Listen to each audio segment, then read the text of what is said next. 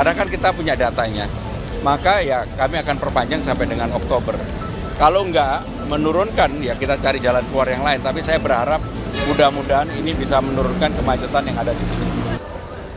Teman-teman sekalian, hari ini saya bersama jajaran Balai Kota, Asisten Pembangunan, Kepala Dinas Perhubungan, Kepala Dinas Kominfo, secara langsung ingin melihat bagaimana proses simulasi yang dilakukan di Fatmawati ini bisa berjalan.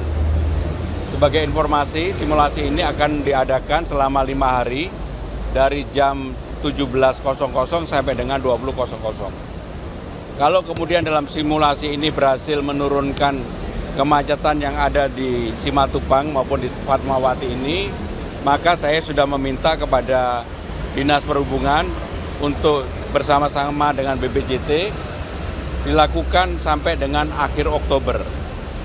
Saya juga sudah meminta kepada MRT dan Transjakarta, terutama untuk Transjakarta, mereka untuk mempersiapkan supaya naik turun bis tidak lagi seperti yang tadi saya lihat. Itu menutup dari 2 jalur menjadi tinggal 1 jalur. Dan itu menjadi salah satu penyebab kemacetan yang ada di TB Simatupang ini. Maka dengan pengaturan yang kita lakukan, mudah-mudahan 5 hari ini akan bisa memberikan hasil yang memuaskan, mengurangi kemacetan secara signifikan. Kalau itu bisa dilakukan, maka saya tadi sudah meminta kepada Asisten Pembangunan bersama dengan Dinas Perhubungan dan BPJT untuk ini sampai dengan akhir Oktober. Kenapa akhir Oktober? Karena di akhir Oktober adalah batas waktu yang saya berikan kepada Pam Jaya untuk air, Pal Jaya untuk limbah, dan Bina Marga.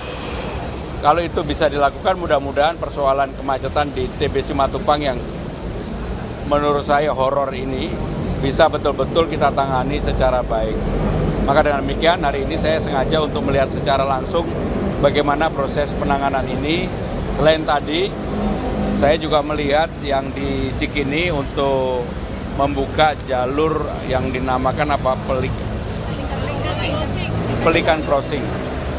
Dan yang paling penting saya juga sudah menyampaikan nggak boleh ada taksi, ojol atau apapun berhenti di Pelikan Crossing. Kalau itu ada pasti kemacetan akan terjadi. Maka memang Jakarta yang seperti ini penanganannya harus dilakukan langsung di lapangan. Itu ya. Pak, parameter keberhasilannya ini nanti seperti apa Pak untuk pertimbangan nanti di akhir Oktober ini? Yang paling utama 5 hari ini. Kalau 5 hari ini kemacetan katakanlah bisa diturunkan, karena kan kita punya datanya, maka ya kami akan perpanjang sampai dengan Oktober. Kalau enggak menurunkan ya kita cari jalan keluar yang lain. Tapi saya berharap mudah-mudahan ini bisa menurunkan kemacetan yang ada di sini. Dengan hubungan satu lajur tol ini kan jadi ada potensi pendapatan dari tol sendiri yang berkurang lah kalau dari Tidak ada pendapatan tol yang berkurang karena memang hanya kita gunakan jalur sebelah kiri yang selama ini tidak dilalui. Sehingga dengan demikian tolnya pendapatan dari tol nggak berkurang. Kira-kira turun berapa persen Pak untuk nantinya akan dilanjutkan lebih? Saya akan meminta kepada Dinas Perhubungan dan Asisten Pembangunan untuk menghitung itu ya. Sehingga kalau kemudian saya jawab pasti saya ngarang. Saya nggak mau ngarang. Tapi intinya mudah-mudahan apa yang kita lakukan setelah melakukan evaluasi ini, penurunan kemacetan di Simatupang dapat dilakukan. Saya sendiri sudah 2 kali sengaja naik tanpa dikawal di tempat ini, memang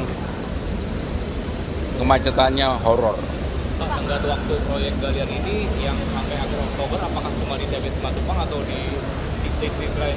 Ya, semua yang berkaitan dengan pembangunan yang dilakukan oleh pemerintah Jakarta, saya sudah meminta kepada asisten pembangunan untuk mempunyai aturan main. Sebelum mereka mendapatkan itu dan mengerjakan, maka beberapa hal yang harus dilakukan. Sehingga kita lakukan pencegahan di awal. Nggak bisa lagi, misalnya lah, begitu sudah mendapatkan proyeknya di satu titik yang tidak dikerjakan, tetapi dibuat bedeng, dibuat tertutup, dan kita semua nggak tahu apa yang terjadi sebenarnya. Yang seperti itu saya minta untuk tidak diulangi kembali. Ya. Pak, terkait isu lain Pak, soal viralnya pelantikan Bupati Pramono oleh Jadi istri saya sebenarnya nggak punya jabatan apa-apa di balai kota. Termasuk yang diviralkan itu mempunyai jabatan khusus sebagai staf khusus gubernur, enggak. Istri saya itu orang rumahan, medsos saja nggak punya dan dia nggak mau mengganggu saya. Kalau bukan karena memang ada aturan main, kemudian juga Permendagri yang mengatur istrinya bupati, wali kota, gubernur menjadi bunda PAUD. Jadi saya melatih istri saya sebagai bunda PAUD, tidak digaji sesen pun, malah lebih banyak yang sosial. Jadi sekali lagi saya ingin meluruskan bahwa tidak ada istri saya bantu-bantu atau ikut campur urusan pekerjaan saya. Dari dulu istri saya tidak pernah. Dia hanya dilantik sebagai bunda PAUD dan itu tidak digaji sama sekali. Pak, terakhir Pak, soal tingkat pengangguran di Jakarta Pak, kemarin kan sudah ada job fair banyak tuh Pak, apakah sudah berdampak? Jadi tingkat pengangguran di Jakarta secara nasional dibandingkan dengan nasional memang kita lebih rendah. Tetapi saya sendiri sudah meminta kepada seluruh jajaran untuk bisa APBD kita itu menciptakan lapangan pekerjaan.